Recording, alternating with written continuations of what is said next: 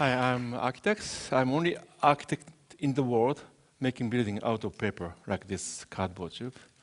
And this exhibition is the first one I did using paper tube, 1986. Much longer before people start talking about ecological issues and environmental issues. I just started testing the paper tube in order to use this as a building structure. It's very complicated to test the new material for the building, but this was much stronger than I expected, and also it's very easy to waterproof, and also because it's industrial material, it's also possible to fireproof. Then I built the temporary structure. 1990, this is the first temporary building out of paper. There are 330 tubes, diameter is 55. There are only 12 tubes, diameter is 120 centimeters, 4 feet wide, as you see in the photo, inside the toilet. In case you finish with toilet paper, you can tear also inside the wall. So it's very useful. Year 2000, there is a big expo in Germany. I was asked to design the building because the theme of the expo was the environmental issue. So I was chosen to build the pavilion out of paper tube, recyclable paper. But my goal of the design is not when it's completed. My goal was when building was demolished, because each country make a lot of pavilions, but after half a year, we create a lot of industrial waste. So my building has to be reused or recycled after the building was recycled. So that was the goal of my design. Then I was very lucky to win the competition of building second Pompidou Center in France, in the city of Metz. Because I was so poor, I wanted to rent the office in Paris, but I couldn't afford. So I decided to bring my student to Paris to build our office on top of the Pompidou Center in Paris by ourselves.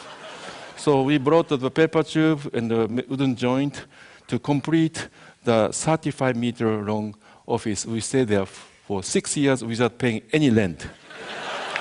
But I had one big problem. Because we are part of the exhibition, even my friend want to see me, they had to buy ticket to see me. That was the problem. Then I completed the Pompidou Center in Metz. It's a very popular museum now, and I created a big monument for the government. But then I was very disappointed at my profession as an architect, because we are not working for society, but we are working for privileged people. Rich people, government, developers, they have money and power. Those are invisible. So they hire us to visualize their power and money by making monumental architecture. That's our profession. Even historically same, even now we are doing same. So I was very disappointed. We are not working for society. Even there are also many people who lost their houses by natural disaster. But I must say they are no longer natural disaster.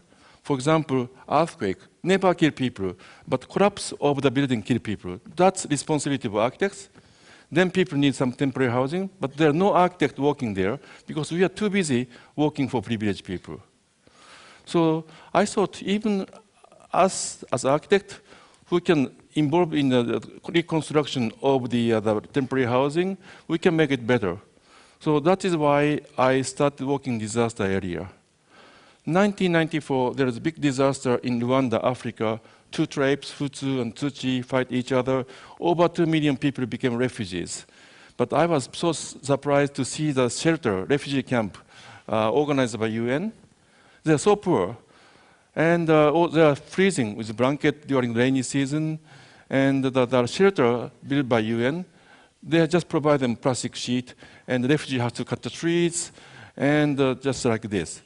But over 2 million people cut trees, this become big, heavy deforestation and environmental problem. That is why they start providing aluminum pipe, but aluminum barrels, very expensive, they sold them out for money, then cutting trees again. So I proposed my idea to improve the situation using this recycled paper tube, because this is so cheap and also so strong. But my budget is only $50 per unit. We built 50 units to do some monitoring test for the durability and the moisture and termites so on. And then year after, 1995, in Kobe, Japan, we had a big earthquake. Nearly 7,000 people are killed. And the city like this, Nagata district, all the city was burned, fire after the earthquake.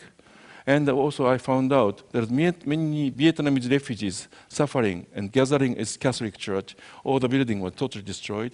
So I went to there, and also I proposed to priest, why don't we rebuild the church out of paper tube?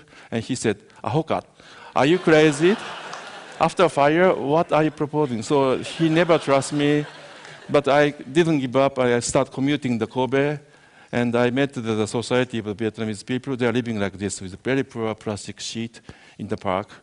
So I proposed to rebuild. I did the fundraising.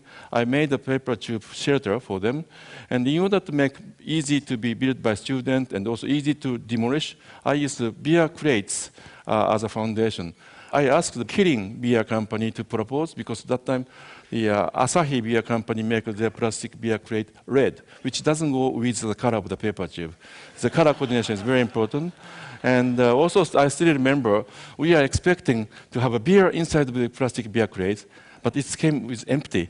So I still remember it was so disappointing.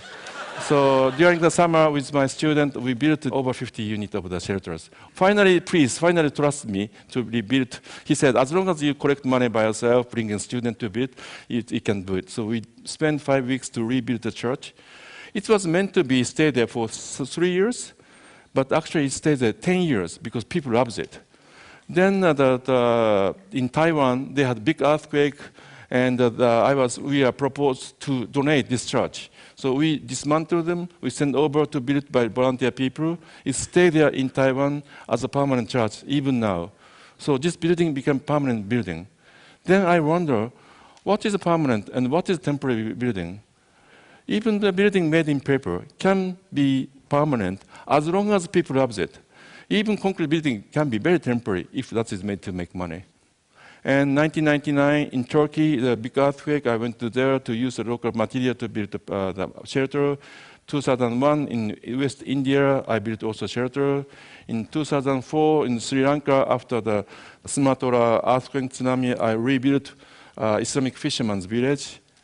And 2008 in Chengdu, Sichuan area in China, over nearly 70,000 people killed. And also, especially the many of the schools destroyed because of the collapse between the authority and the contractor. I was asked to rebuild the temporary church.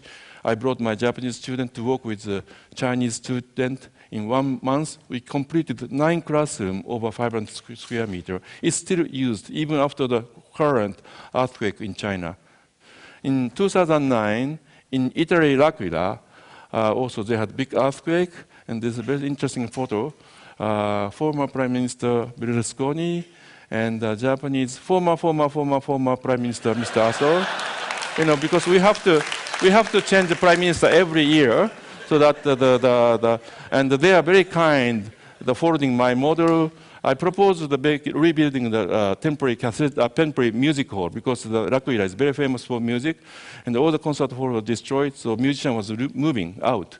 So I proposed to the mayor, I'd like to rebuild the temporary auditorium. He said, as long as you bring your money, you can do it. And I was very lucky. Mr. Berlusconi brought G8 Summit, and our former prime minister came. So they helped us to collect the money. And I got €500,000 from the Japanese government to rebuild this temporary auditorium.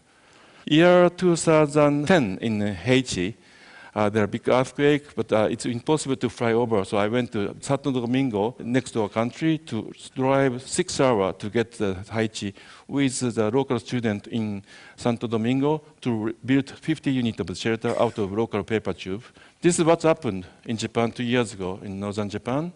After the earthquake and tsunami, people have to be evacuated in the big roof like gymnasium. But look at this, it's no privacy. People suffer mentally and physically. So we went to there to build the partitions with all the student volunteers with paper tube, just a very simple shelter out of tube frame and the curtain. However, some of the facility authority doesn't want us to do it because they said simply it's become more difficult to control them. But it's really necessary to do it. They don't have enough flat area to build standard government single-story housing like this one. Look at this, even still government is doing such a poor construction of the temporary housing, so dense, And it's so messy because there's no storage and nothing, and the water is leaking. So I thought we have to make multi-story building because there's no land, and also it's not very comfortable. So I proposed to the mayor while I was making the petitions. Finally, I met a very good, nice mayor in Onagawa village in Miyagi. He asked me to build 3-story housing in basement ground. I used the shipping container, and also the student helped us to make all the buildings, the furnitures, to make them comfortable within the budget of the government, but also the area of the house is exactly the same, but much more comfortable. Many of the people want to stay here forever, but very happy to hear that.